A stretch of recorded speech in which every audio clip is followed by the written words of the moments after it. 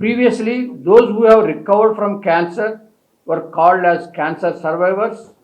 I am against the word of survivor. It sounds gloomy and tragic.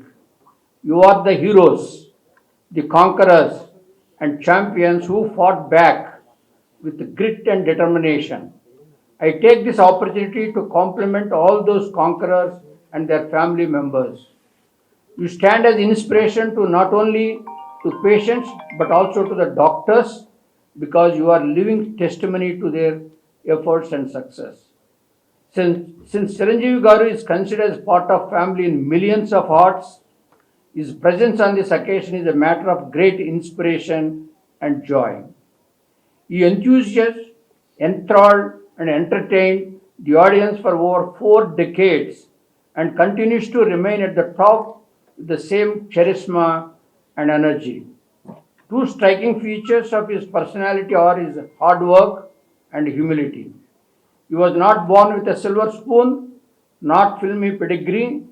By stint of his hard work, he fought and danced his way to the top in celluloid world.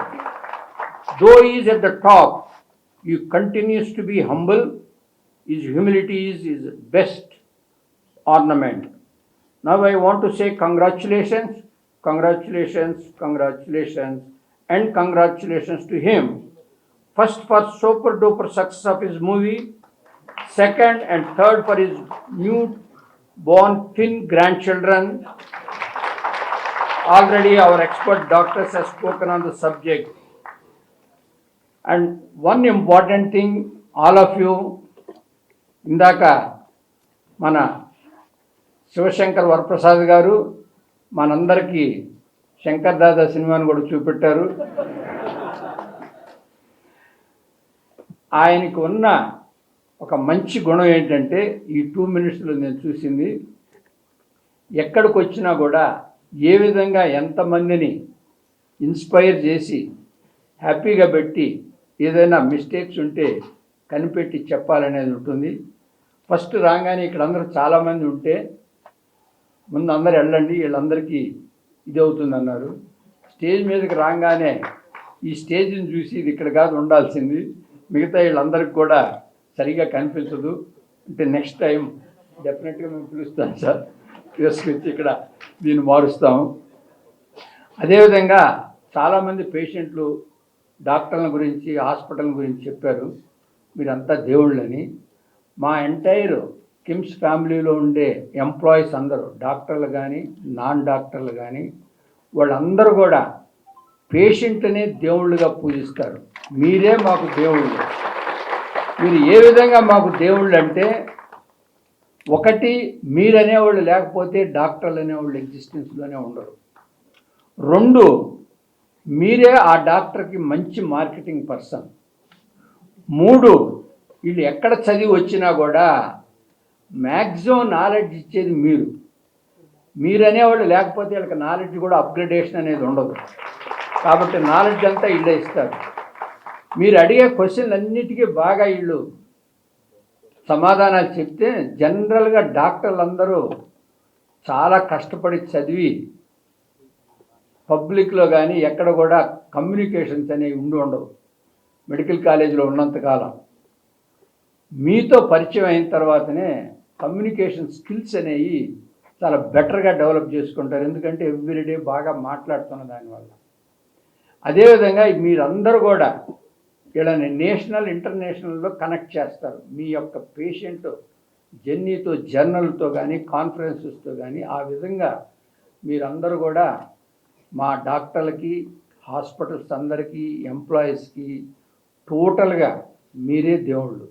ఇంకొకటి ఇంపార్టెంట్ది, మీరు అనుకుంటారు ఏదో చైర్మనో లేదా హాస్పిటల్లో ఎవరో ఇస్తున్నారు salaries అన్నీ, including మీ దగ్గర నుంచే శాలరీస్ వస్తాయి. ఇన్ని విధాలు మీరు మాకు హెల్ప్ చేస్తున్నారు కాబట్టి అందుకని మిమ్మల్ని దేవుళ్ళు అని చెప్పడం మా ఎంప్లాయీస్ అందరికీ నేను చెప్తూనే ఉంటాను. 2వది క్యాన్సర్ అనేది వస్తుంది, చాలా ఎక్కువ వస్తుంది. దగ్గర 50 క్యాన్సర్స్ మనకి వైటమిన్స్ డెఫిషియన్సీ వల్ల వస్తాయి. మనలో ఉన్న వైటమిన్స్ మనం సరిగా అంటే ఈ ఈ కాలంలో ఈ ఫాస్ట్ ఫుడ్కి అలవాటయ్యి తెల్లగా రైస్ ఉండాలని ఉన్న B1 B6 B12ని తీసేసి మనం ఎక్కడైతే ఎండకు పోతే మన చామ్ పోద్దేమోనని అక్కడికి పోక వైటమిన్ డి తెచ్చుకోక ఇలా ఇవన్నీ కూడా చాలా క్యాన్సర్లు మీకు వస్తాయి. చాలా వరకు మీకు చాలామందికి వచ్చినప్పుడు కూడా మీకు క్యాన్సర్ దేనివల్ల వచ్చింది కూడా మీకే తెలుసు. అంటే మెయిన్గా ఫుడ్ హ్యాబిట్స్ వల్లనే వస్తాయి. వాటిని మీరే చేంజ్ చేసుకుంటే ఈరోజు సర్జరీ చేసి ట్రీట్మెంట్ ఇచ్చి మంచిగా చేసినా ఎక్కువ రోజులు బ్రతకాలంటే ఆ డైటరీ హ్యాబిట్స్ని మార్చుకుంటే చాలా బెటర్గా ఉంటుంది. నేను ముఖ్యంగా మా డాక్టర్లందరికీ కూడా వాళ్ళకి కావాల్సిన టెక్నాలజీ, ఈరోజు ప్రపంచంలో ఏ టెక్నాలజీ అయితే ఉందో ఆ టెక్నాలజీ అంతా మనకి ఇక్కడ తెస్తాము. ఎందుకనంటే దానివల్లనే పేషెంట్స్కి మంచి క్వాలిటీ కేర్ అనేది వస్తుందని. ఈరోజు ఇండియాలోనే లేని చాలా equipment magnetic resonance focus ultrasound అనేది మనం ఫస్ట్ ఇండియాలో, అంటే ట్రెమర్స్ ఏమైనా వస్తే ఒక 2 minutesలో మనకు అది క్యూర్ అవుతుంది. ఎన్ని సంవత్సరాల నుంచో ఆ ట్రెమర్స్ ఉంటే మన పబ్లిక్ కూడా వెళ్ళి తిరగాలన్నా కూడా కష్టంగా ఉంటుంది. అదేవిధంగా గామా నైఫ్ కానీ మనకి 25 హాస్పిటల్స్ ఉన్నాయి. ప్రతి హాస్పిటల్లో కూడా రోబోటిక్ పెట్టాం. ఎందుకనంటే క్వాలిటీ కేర్ అనేది చాలా ఇంపార్టెంట్ ఉంటుంది. అదేవిధంగా చాలామందికి ప్రోస్టేట్ వస్తుంది. ఆ ప్రోస్టేట్ క్యాన్సర్కి కూడా ఫస్ట్ టైం ఇండియాలో మనం తులసా ప్రో అని పెట్టాము. దానివలన క్యాన్సర్ అనేది టోటల్గా ఎలాంటి ఆపరేషన్ లేకుండా రోబోటిక్ ఆర్టిఫిషియల్ ఇంటెలిజెన్స్తో దాన్ని క్యూర్ చేస్తుంది. ఇలాంటి టెక్నాలజీలు ఎన్నో మనకు ఉన్నాయి. ఈ టెక్నాలజీలు అన్నీ కూడా మీ అందరికీ బాగా ఉపయోగపడాలి పేషెంట్స్కి అనేది మనం చెప్తూ ఉంటాం. ముఖ్యంగా ఈరోజు మనకి మీ అందరికీ ఇందాక అన్నారు, ఎంత వేసినా కూడా మీకు మేమందరం చేసిన సేవ కన్నా ఈరోజు మీరు చిరంజీవి గారిని చూసిన దానివల్ల మీకు ఒక 10 years లైఫ్ ప్రొలాంగ్ అవుద్ది, అందులో డౌటే లేదు. అలాంటి మంచి మనిషి ఆయన. ఆ విధంగా హెల్ప్ చేయాలి అనే ఉద్దేశంతో ఎప్పుడూ ఉంటారు. Thank you very much. Thanks. World cancer day రోజు ఇట్లా కలుసుకోవడం అన్నది నాకు ఎంతో మానసిక సంతృప్తించినటువంటి అకేషన్గా నేను భావిస్తున్నాను. ఈ అకేషన్కి విచ్చేసినటువంటి మా మిత్రులు, ఎప్పటి నుంచో నాకు బాగా పరిచయం ఉన్నటువంటి వ్యక్తి, ఈ సంస్థ కిమ్స్కి చైర్మన్ MD అయిన డాక్టర్ భాస్కర్ రావు గారికి, అట్లాగే ఇంతమంది విజేతలు, సర్వైవర్ సరంతనాన్ని అప్పుడు చాలా జాగ్రత్తగా మాట్లాడుతున్నాను. క్యాన్సర్ విజేతలు ఎవరైతే కాంకర్ చేశారో వారు అందరూ దేవుడుగా కొలుస్తూ ఆయన ఒక ప్రాణం పోసారు అని అంటున్నారంటే కనుక డాక్టర్ మధు గారి మీద నా అభిప్రాయం నాకు ఎన్నో ఇంతకు పెరిగింది. అలాంటి డాక్టర్ మధు గారికి, ఆయన అన్ని రకాలుగా ఉన్న మరొక డాక్టర్ నరేంద్ర కుమార్ గారు, ఆయన ప్రజెంట్ చేసినవి చూస్తుంటే కనుక చాలా అది ఎడ్యుటైన్మెంట్ అంటాను నేను. ఎంటర్టైన్మెంట్ అండ్ ఎడ్యుకేషన్ రెండు కలిపి చాలా చక్కగా ప్రజెంట్ చేశారు. దానికి ఎంత రీసెర్చ్ చేశారో, చిన్ననాటి నుంచి తనకున్న అభిమానాన్ని రంగరించి తన వైద్య రంగాల్లో దాన్ని కలిపి మిక్స్ చేసి చాలా చక్కగా చెప్పారు. అంటే ప్రతి వాళ్ళకి మాస్ లెవెల్లో హద్దుకునేలాగా ఉంది అది. నిజంగానే చాలా అది ఎడ్యుటైన్మెంట్ లాగా అనిపిస్తుంది డాక్టర్. అండ్ నరేంద్ర కుమార్ గారికి, అలాగే డైరెక్టర్ సాహు గారికి, అలాగే ఇతర డాక్టర్స్కి అండ్ ఆహ్వానితులకు,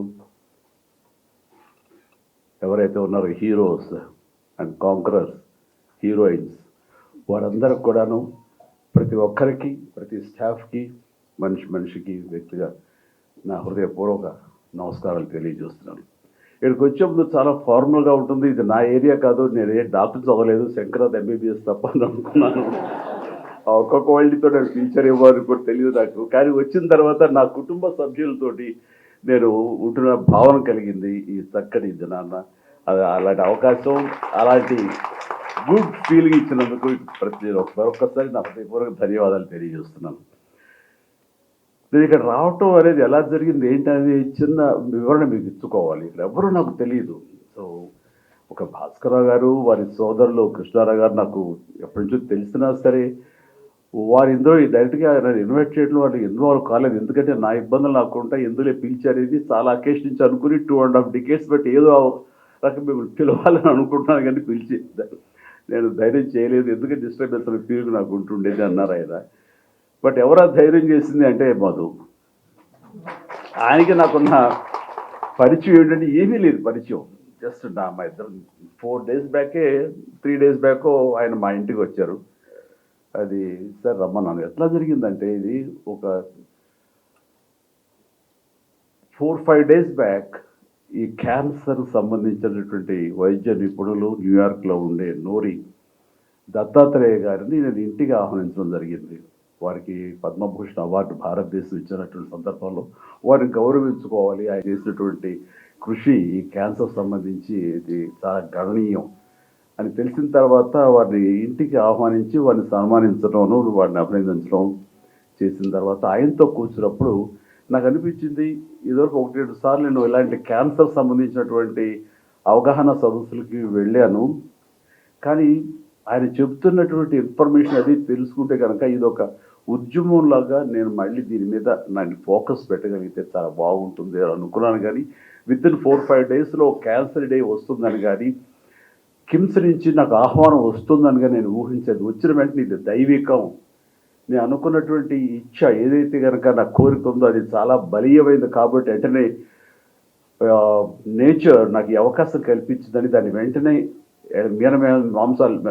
మీరమేషాలు లెక్క పెట్టకూడదు అన్న ఉద్దేశంతో ఖచ్చితంగా ఎస్ అని నేను చెప్పడం జరిగింది. అందుకనే నాకు తెలిసినట్టు భాస్కరరావు గారు కూడా ఫోన్ చేసి ఇలా ఆహ్వానం వచ్చింది రమ్మంటారు. ఏం క్రాస్ చెక్ చేయాలి, పిలిచారు వెళ్ళటం అని చెప్పేసి 5 నిమిషాల్లోనే మా ఇంటికి వచ్చి ఉంటే ఒక మధు గారికి ఒక కాఫీ చేసి నేను వస్తున్నాను మీరు బయలుదేరి వెళ్ళిపోయి అన్ని ఏర్పాట్లు చేసుకోవడం అనడం జరిగింది.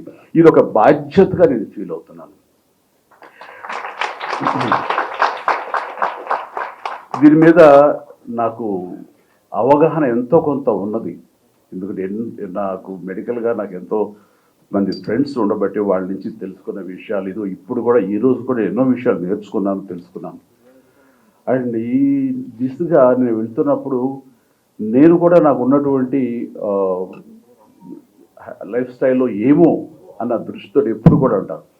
నాకు ఫస్ట్ ఆఫ్ ఆల్ ఏదైనా సరే మన బాడీ మనకి తెలియజెప్పుతుంది మనం ఏమిటి, మనం ఎలా ఉన్నాం, మన కండిషన్ ఎలాగ ఉందనేది మన బాడీ ఎప్పటికప్పుడు మనకు తెలియజెప్తుంది. మన బాడీని వినే లెవెల్కి మనం కనుక సెన్సిటైజ్ అయితే ఆ సున్నితత్వాన్ని మనం అలవరుచుకుంటే చెప్తుంది. ఇందాక ఒక సర్వైవర్ చెప్పినట్టుగా ఒక వ్యక్తి ఎక్కడి నుంచో ఉంది, నాకు చిన్న ఇది ఉంది బయాప్సీ ఉంటుంది దాన్ని ఏముంటుందని అది ఉంది, దాని ఏదో చిన్న గ్రూప్ అని వదిలేసాను. కానీ మా అబ్బాయి చెప్పిన దాన్ని బట్టి వెళ్ళారన్నారు. అది ఆయన కనుక తనకు ఉండి ఇదేమో ఎందుకు ఛాన్స్ తీసుకోవాలి అని ముందే కనుక ఆయన అనుకుంటుంటే కనుక ఎర్లీగా వెళ్తే కానీ దాని గురించి తెలిసి వచ్చేదేమో.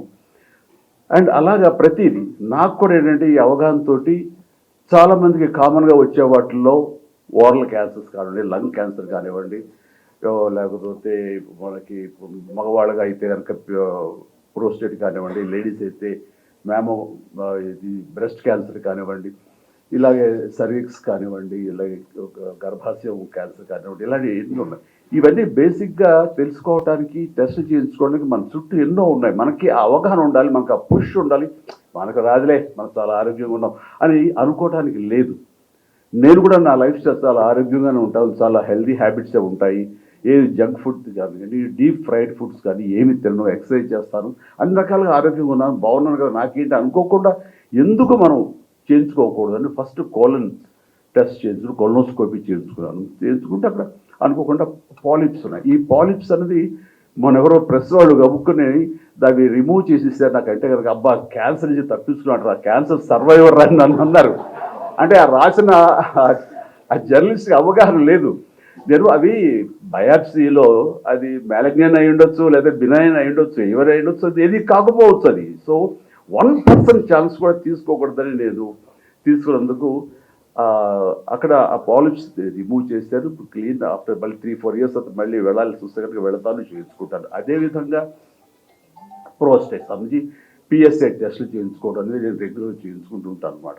ఇది ఎందుకు చేయించుకున్నానంటే ఇంత హెల్తీగా ఉన్నాం కదా మనకి ఏం ఉండదు అనే నిర్లక్ష్య ధోరణి ఎక్కువ మందికి క్యాన్సర్ వచ్చే అవకాశాలని వస్తున్నాయి.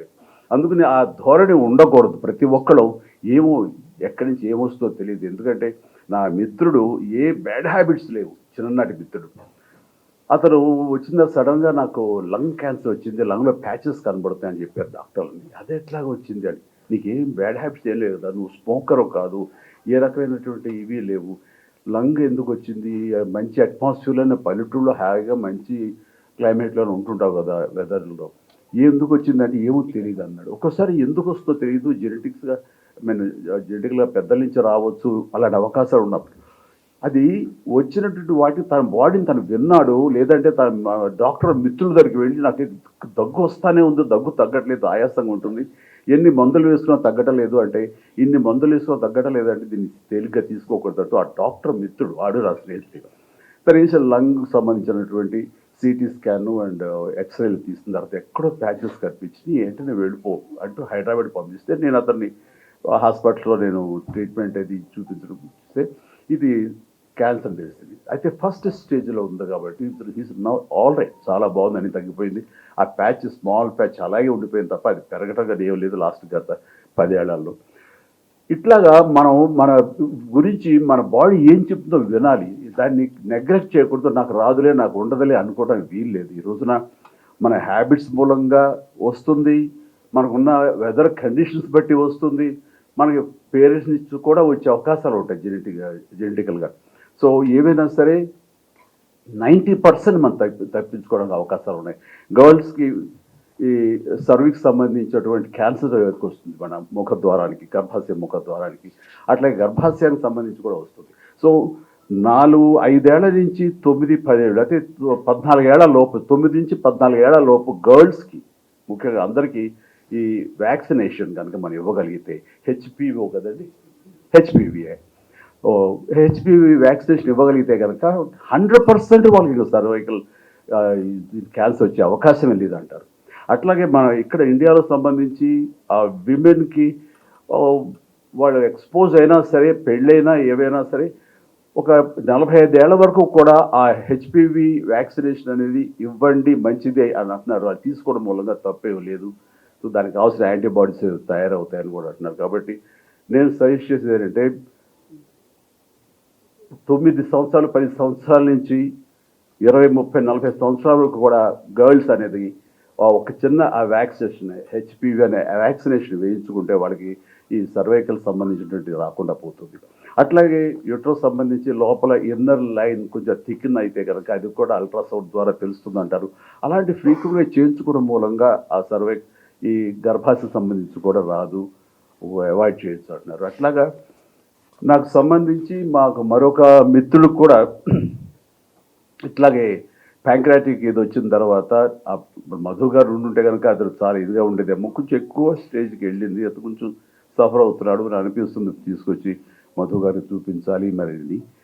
ఇట్లాగా ప్రతి దానికి కూడా మనకి అవాయిడ్ చేసి దాన్ని తప్పించుకునే అవకాశాలు ఉంటాయి ఎర్లీ డిటెక్షన్ చేస్తుంటే కనుక.